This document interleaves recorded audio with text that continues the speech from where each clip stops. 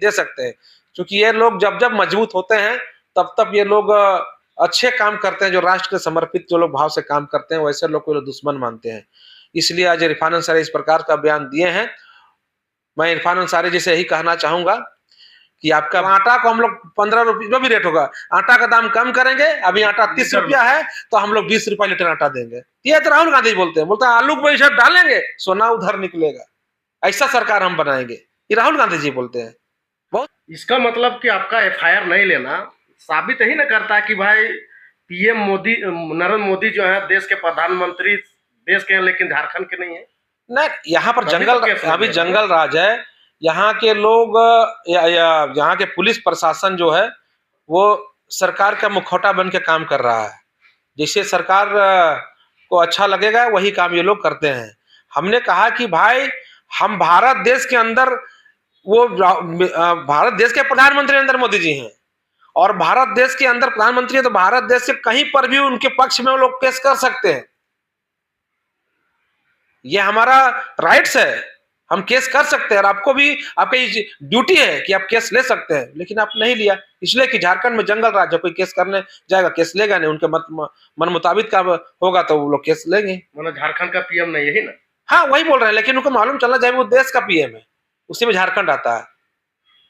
सवाल द्वारा ये भी उठता है कि झारखंड का जो स्वास्थ्य मंत्री इरफान अंसारी डॉक्टर इरफान अंसारी जी वो आज प्रिंट मीडिया में चला प्रेस में कि भाई जो बीजेपी की सरकार जहां पे है और झारखंड का भी बात करें तो अगर राहुल गांधी उनको आदेश दे देंगे तो यहाँ का ऑफिस भी खत्म हो जाएगा और बीजेपी के नेता भी खत्म हो जाएंगे। देखिए कांग्रेस पार्टी हमेशा हत्या, हिंसा, अराजक, गाली गलौज इस पर विश्वास रखती है और इनके नेताओं का हमेशा बयान देखेंगे तो बयान का सारांश निकलेगा कि हिंसा को ये लोग बेहद रूप से मानते हैं, हिंसा को ये लोग अपनाते हैं। अब बताइए राज्य के मंत्री हैं, स्वास्थ्य मंत्री हैं, उनको स्वास्थ्य की चिंता करने चाहिए। किस प्रकार झारखंड में स्वास्थ्य व्यवस्था डगमगाई हुई है, हल्का सांस लेने में दिक्कत हो रहा है, कोई मंत्री को तो दिल्ली चल जा रहा है। क्या स्थिति झारखंड राज्य का स्वास्थ्य व्यवस्था का आप समझ सकते हैं। उनको स्वास्थ्य की चिंता करनी चाहिए, लेकिन इरफान अंसारी जी को कौन कहेगा। ना वो नेता है ना विधायक, मतलब तो विधायक बन के पिताजी के चलते और किस प्रकार जनता को ठग फुसला के वो विधायक बन गए हैं। चलिए ठीक है मंत्री भी बन गए हैं, लेकिन उनका बयान को अब झारखंड की जनता बहुत तवज्जो नहीं देती है और हम सब भी उसका बयान को हम लोग तवज्जो नहीं देती है। लेकिन जब मंत्री हैं तो उनको इस प्रकार का बयान नहीं देना चाहिए। अब वो कहते हैं कि राहुल गांधी जी एक इशारे कर दीजिए हम भाजपा का तमाम कार्यालय को खत्म कर देंगे, नष्ट कर देंगे, तोड़ देंगे। आप समझिए कि इस पर भी एक एफआईआर होना चाहिए कि नहीं होना चाहिए। इस प्रकार के मंत्री में एक संवैधानिक पद पर बैठे हुए लोग अगर इस प्रकार का हिंसा को बढ़ावा देने के लिए, हिंसा को लोग आजकल समाप्त करना चाहते हैं और हिंसा को बढ़ावा देने के इस प्रकार का बयान देते हैं, इससे कांग्रेस का चरित्र दिखता है कि कांग्रेस को विकास जनता से कोई मतलब नहीं है। वो भारतीय जनता पार्टी से इतना तिल मिलाए हुए हैं, मोदी जी से इतना तिल मिलाए हुए हैं कि ये लोग हम लोग को आने वाला समय में ये लोग को बयान आएगा कि इशारा कीजिए हम भाजपा कार्यकर्ता को सबको मरवा देंगे। इस प्रकार का बयान इरफान अंसारी जी दे सकते हैं, क्योंकि ये लोग जब जब मजबूत होते हैं तब तब ये लोग अच्छे काम करते हैं। जो राष्ट्र के समर्पित जो लोग भाव से काम करते हैं वैसे लोग को लोग दुश्मन मानते हैं। इसलिए आज इरफान अंसारी इस प्रकार का बयान दिए हैं। मैं इरफान अंसारी जी से यही कहना चाहूंगा कि आपका बयान से भारतीय जनता पार्टी के कार्यकर्ता नहीं डरती है, आपका भपकी से नहीं डरती है। क्या कहिएगा, इसका मतलब आप लोग डरे हुए इसीलिए कुछ नहीं करते हैं ना, जबकि आपका ऑफिस खत्म कर दे रहा है। और इसका इरफान अंसारी का बाप का भी औकात नहीं है।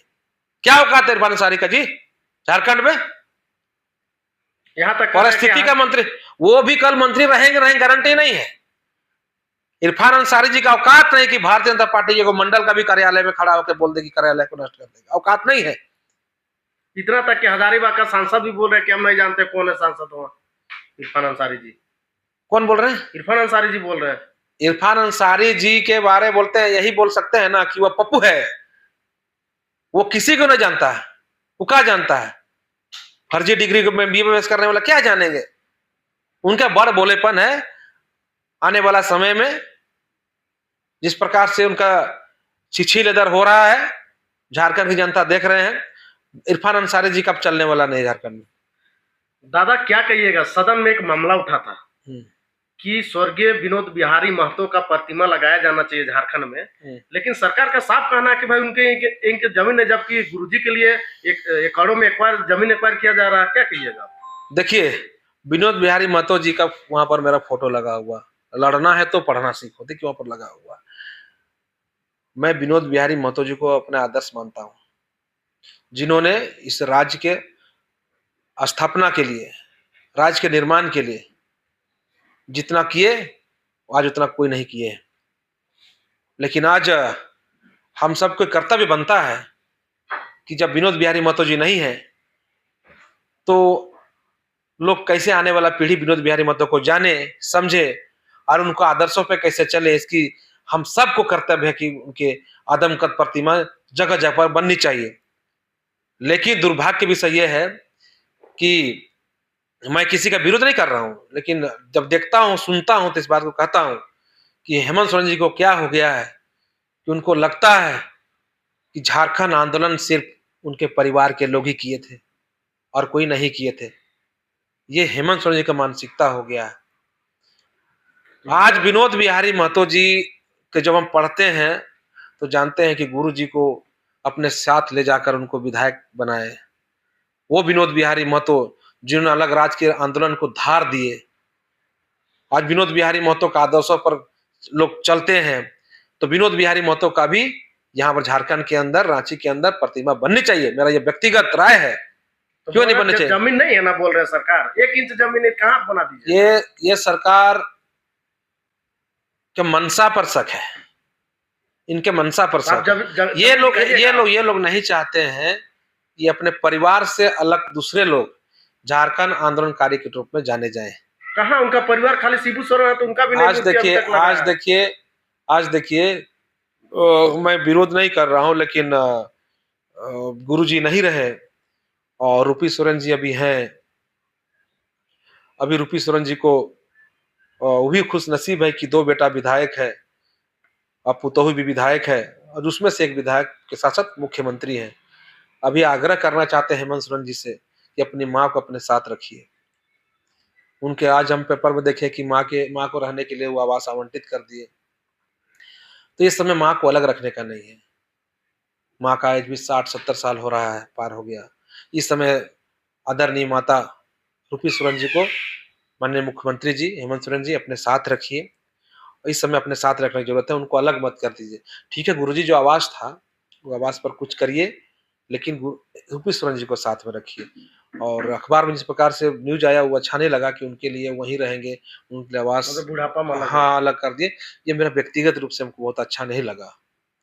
दादा लास्ट आपसे सवाल रहेगा, पिछले दिनों में आपने सोशल मीडिया में देखा होगा कि जो उपराष्ट्रपति पद के उम्मीदवार जो आए थे रेड्डी जी, वो कह रहे थे कि हेमंत सोरेन का जेल जाना असंवैधानिक है। क्या कहेंगे आप? देखिए, कल का ही प्रेस वार्ता का मैंने सुना था।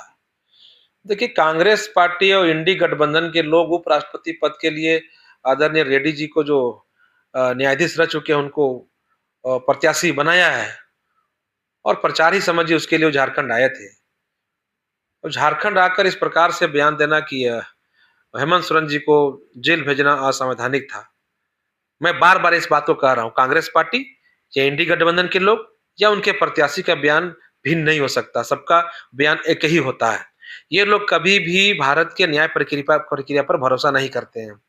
इनको किस देश के न्याय प्रक्रिया पर भरोसा है वही लोग समझेंगे, जानेंगे, लेकिन भारत के न्याय प्रक्रिया पर इंडी गठबंधन वाले लोग को भरोसा नहीं है। और उनको समझना चाहिए कि हेमंत सोरेन जो जेल गए थे वो भारत के न्याय प्रक्रिया के तहत ही जेल गए थे और जेल से बाहर बेल आए तो खींच के बाहर नहीं लाया गया। वही न्याय प्रक्रिया जो है, वही भारतीय संहिता है, उन्हीं के आधार पर बेल होके बाहर आए। एक प्रक्रिया है, ये न्याय प्रक्रिया है। मैं उनसे आग्रह करना चाहता हूं, उपराष्ट्रपति पद के उम्मीदवार हैं, आपकी सोच अगर इस प्रकार की है तो आप कैसे उपराष्ट्रपति का चुनाव आप लड़ने जा रहे हैं? आपको तो भारत के संविधान पर, भारत के लोकतंत्र और भारत के न्याय संहिता पर तो कुछ टीका टिप्पणी करना ही नहीं चाहिए। जेएमएम के लोग कह रहे हैं कि बीजेपी द्वारा फंसाया गया था ना। अरे भैया, बीजेपी फंसाया गया था तो न्यायालय अपना काम करती है ना। न्यायालय उसको अंदर भेजा, जेल के अंदर, और वही न्यायालय ने बाहर उनको रखने का रखा। वो तो न्याय भाजपा का पकड़ के अंदर कर दिया, ये पकड़ के ठूस के जेल के अंदर कर दिया। लोग कहने वो सारे सिस्टम को खरीद लिया है कुछ बीजेपी नहीं, वाले। ये लोग भारत के किसी भी संस्था पर इंडी गठबंधन वाले लोग को भरोसा नहीं है, ये लोग कभी भरोसा नहीं करेंगे। ये लोग को मोदी फोबिया हो गया है, इनको लगता हर चीज, अगर ये लोग चुनाव जीतेंगे तो चुनाव आयोग को बहुत बढ़िया बोलेंगे, कर्नाटक में चुनाव जीते तो वहां अबीर गुलाल से खेलते रहे कि नहीं यहाँ ठीक है भाई हम लोग चुनाव जीत गए। झारखंड में दोबारा चुनाव जीते, यहाँ चुनाव आयोग ठीक रहता है। अगर महाराष्ट्र में चुनाव हार जाते हैं तो चुनाव आयोग पर अंगुली खड़ा करेंगे, अगर उत्तर प्रदेश चुनाव हार जाएंगे तो चुनाव आयोग में अंगुली खड़ा करेंगे। तो ये लोग जहां चुनाव जीतते हैं वहां चुनाव आयोग बढ़िया है, और चुनाव जहां हारते हैं चुनाव आयोग वहां पर खराब हो जाता है। अब वोट चोर भी आप लोग को कहा जा रहा है। अरे यही ना, ये लोग चुनाव, अब ये लोग मोदी जी के सामने ये लोग विकास पर किसी प्रकार का बात नहीं कर सकते हैं। मोदी जी को बोले ना कि ये विकास आप नहीं किए हैं, ये विकास होने चाहिए। मोदी जी विकास का लाइन इतना लंबा खींच दिए हैं कि विकास पर चर्चा ये इंडी गठबंधन वाले लोग कर नहीं सकते, इसलिए नए नए नारा लेके आए हैं। ये नए नए नारा से जनता को कोई इत्तेफाक नहीं रखता। जनता विकास चाहती, जनता को विकास मिल रहा है।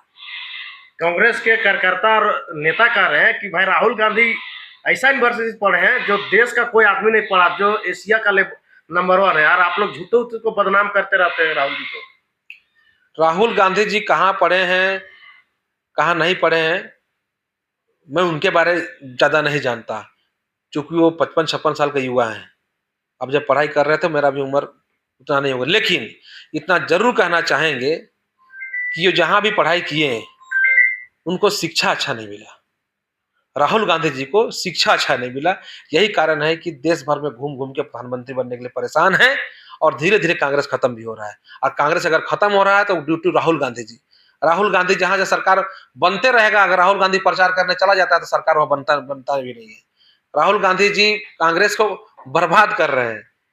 राहुल गांधी जी के कारण कभी कभी होता है ना कि कभी कभी क्या होता है, चुनाव में कांग्रेस का लहर चल रहा है और राहुल गांधी को बुला दीजिए प्रचार करने, उल्टा हो जाता है।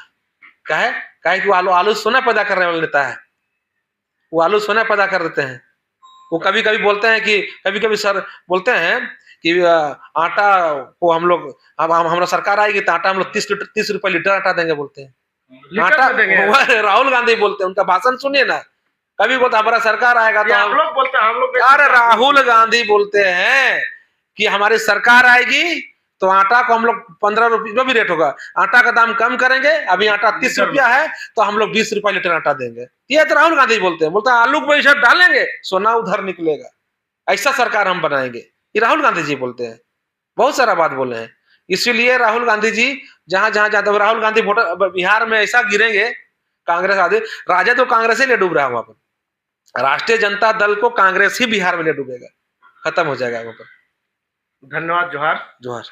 तो हमारे साथ कमलेश राम थे जो बीजेपी के फायर ब्रांड नेता थे। न्यूज अपडेट के लिए बने रहिए पेज 3 के साथ। जोहार, जय झारखंड।